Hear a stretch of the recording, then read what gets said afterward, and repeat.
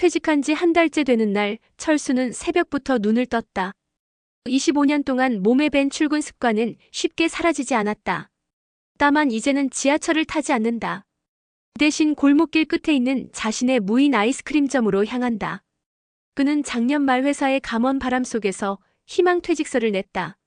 정년까지 버틸 수 있었지만 회사 분위기는 이미 버티는 게 아니라 떠나야 하는 사람을 향한 냉담함으로 가득했다. 팀장이 선배님, 이제 좀 쉬실 때도 됐죠? 라고 웃으며 말했을 때 철수는 담담히 고개를 끄덕였다. 그 말이 은근한 압박이라는 걸 알아차렸기 때문이다. 퇴직금이 들어오던 날 철수는 아내와 함께 식탁에 앉았다. 이걸로 뭐라도 해야지. 당신 장사 같은 거 안 해봤잖아. 요즘은 무인 점포가 대세래. 사람 안 써도 되니까 인건비 걱정도 없고. 철수는 그렇게 무인 아이스크림점 창업을 결심했다. 아이스크림은 유행 안 타고 남녀노소 다 좋아하잖아. 그는 창업 카페에서 무인 점포 성공 사례라는 글을 수십 개 읽었고 업체에서 권하는 패키지 창업을 그대로 따라했다. 냉동고, CCTV, 무인 결제기, 내부 인테리어까지 깔끔하게 꾸며놓으니 제법 근사해 보였다. 첫날 그는 설레는 마음으로 가게 문을 열었다. 간판에는 스윗하우스 아이스크림 24시라는 이름이 반짝였다. 지나가던 아이들이 창문 너머를 들여다봤고 부모들이 우리 들어가 볼까? 하며 웃는 모습을 보자 철수의 가슴이 벅차올랐다. 이제 나도 사장님이구나. 하지만 그 기분은 오래가지 않았다. 첫 주는 괜찮았다. 그러나 둘째 주부터 매출이 눈에 띄게 떨어졌다. 날씨가 쌀쌀해지자 아이스크림을 사 먹는 사람이 줄었다. SNS에서 본 다른 점주들처럼 단골이 생길 줄 알았는데 손님은 들쑥날쑥했다. 더 큰 문제는 무인이었다. CCTV를 달아놓았음에도 누군가가 계산하지 않고 그냥 나가는 장면이 자주 찍혔다. 어떤 사람은 결제기를 만지작거리다가 아무 일도 없었다는 듯 문을 열고 나갔다. 한 번은 중학생쯤 되어 보이는 아이 셋이 들어와서 서로 웃으며 장난을 치더니 냉동고 문을 열고 아이스크림을 한 손 가득 꺼내 들고 도망쳤다.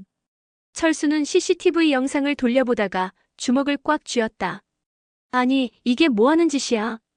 그는 경찰에 신고를 고민했지만 피해 금액이 크지 않다고 하소연하자 경찰은 CCTV 있으니 다음엔 바로 신고하세요라는 말만 남겼다. 며칠 뒤에는 더 황당한 일이 벌어졌다. 밤 11시쯤 철수가 CCTV를 점검하던 중 어떤 남성이 가게 안으로 들어왔다. 그는 냉동고 앞에 한참 서 있더니 아무것도 사지 않고 의자에 털썩 앉았다. 그리고는 갑자기 모자를 벗고 바닥에 누웠다. 설마 자는 거야? 정말이었다. 그는 30분 넘게 아이스크림 가게 바닥에서 코를 골며 잤다. 철수는 휴대폰을 들었다 놓았다를 반복했다. 결국 근처 순찰 중인 경찰에게 전화해 제 가게에서 누가 자고 있습니다라고 말했다. 다음 날 철수의 아내가 말했다. 그런 일 계속 생기면 문 닫아야 하는 거 아니야? 아직은 좀 더 해보자. 하지만 더 해볼수록 문제는 많아졌다. 진상 손님들이었다. 한 아주머니는 결제기가 작동이 안 된다며 철수에게 전화를 걸었다. 그는 급히 가게로 달려갔지만 결제기는 멀쩡했다. 아주머니는 손을 허리에 얹고 말했다. 이런 걸 무인이라고 해요? 사람 불러야 돌아가잖아요. 또 어떤 남성은 포인트 적립이 안 된다며 소리를 질렀다. 카드 먹통이잖아요. 이거 환불해요. 철수는 저는 본사 사람이 아니라서요라며 머리를 조아렸다. 퇴직 전에는 매일 상사의 눈치를 봤지만 지금은 손님의 눈치를 봤다. 그는 가게를 청소하며 혼잣말했다. 무인 점포라면서 왜 사람 손이 더 많이 가는 거야? 그는 점점 지쳐갔다. 밤마다 CCTV 영상을 확인하며 도둑과 진상 손님을 찾아냈다. 때로는 이걸 일일이 신경 쓸 필요가 있을까? 하는 생각도 들었다. 하지만 철수는 퇴직금을 다 쏟아부은 가게를 쉽게 포기할 수 없었다. 한 달, 두 달, 세 달이 지날수록 수입은 줄었다. 전기세, 카드 단말기 수수료, 냉동고 유지비가 계속 빠져나갔다. 계산기를 두드려보면 남는 게 거의 없었다. 그는 괜히 본사 담당자에게 전화를 걸어 물었다. 다른 점포들은 다 잘 되던데요? 요즘은요, 배달 위주로 돌리는 게 효율적이에요. 직접 오프라인 운영은 좀 힘들죠. 그럼 처음부터 그렇게 말해줬어야지. 철수는 통화를 끊고 한숨을 쉬었다. 그날 밤 가게에 들렀을 때 아이스크림 포스터가 뜯겨 있었다. 누가 장난을 친 건지 벽에 낙서도 있었다. 그는 그 자리에서 한참을 서 있었다. 문득 퇴직하던 날이 떠올랐다. 회사 복도를 걸으며 이제 내 인생은 내가 선택한다고 다짐했었는데 지금은 그 선택이 족쇄처럼 느껴졌다. 가게 앞을 지나던 고등학생 무리가 여기 맨날 사람 없네라고 중얼거렸다. 철수는 말없이 셔터를 내렸다. 문이 닫히며 찰칵 소리가 났을 때 그는 처음으로 자신이 정말 실패했다는 걸 실감했다. 그리고 생각했다. 무인은 편한 게 아니구나. 결국 사람 없는 세상은 더 외로운 거였어. 철수의 무인 아이스크림점 간판 불빛이 꺼졌다. 그 불빛은 퇴직 후에 자유를 꿈꾸던 한 중년 남자의 희망이 사그라지는 소리와도 같았다. 철수는 결국 폐업 결심을 했다. 그날 아침 그는 평소처럼 가게로 향했다. 습관처럼 문을 열었지만 냉동고에서 새어나오는 냉기가 더 이상 시원하게 느껴지지 않았다. 오늘까지만 하자. 그는 낮게 중얼거렸다. 가게 안은 한산했다. 아이스크림 냉동고 안에는 잘 팔리지 않던 저가 브랜드 제품들만 남아 있었다. 인기 있던 제품은 이미 다 팔렸거나 도둑 맞았거나 유통기한이 임박해 폐기했다. 냉동고 앞에 붙여둔 10일 행사 중 스티커는 색이 바랬고 계산대 위에는 먼지가 앉아 있었다. 한때는 꿈이었다. 퇴직금으로 조그만 가게 하나 내서 노후 준비도 하고 아내랑 여유롭게 살자. 하지만 현실은 그저 고단했다. 철수는 냉동고를 닫고 의자에 털썩 앉았다. 머릿속에는 지난 몇 달의 일이 파노라마처럼 흘러갔다. 오픈 첫날 아이들이 웃으며 들어왔던 장면. 그 후 점점 줄어든 손님들. 밤마다 도둑처럼 찾아오는 불법 손님들. CCTV를 보며 분노와 허탈함이 뒤섞였던 순간들. 그리고 매달 빠져나가는 고정비. 그는 가계부를 펼쳤다.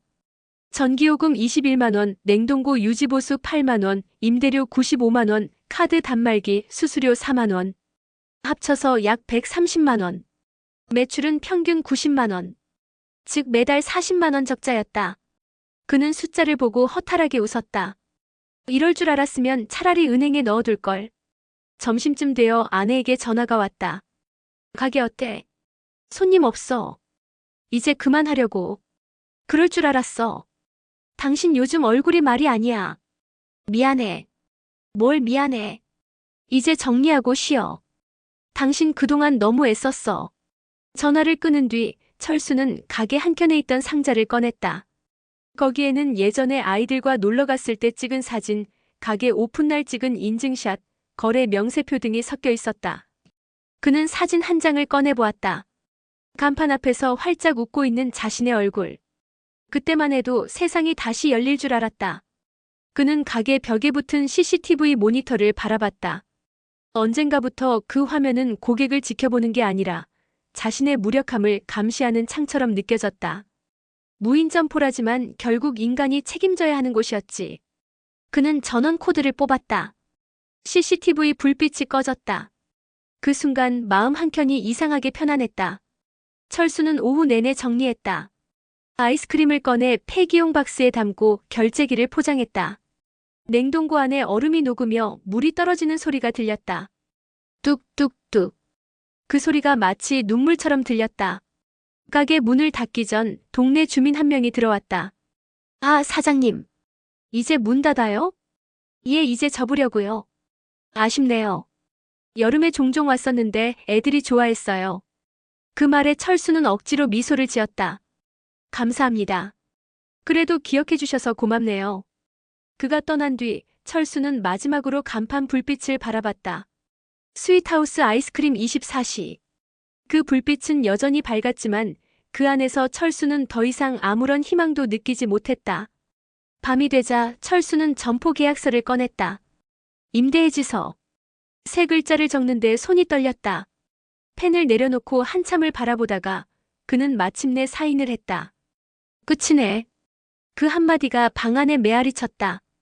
폐업 신고는 생각보다 간단했다.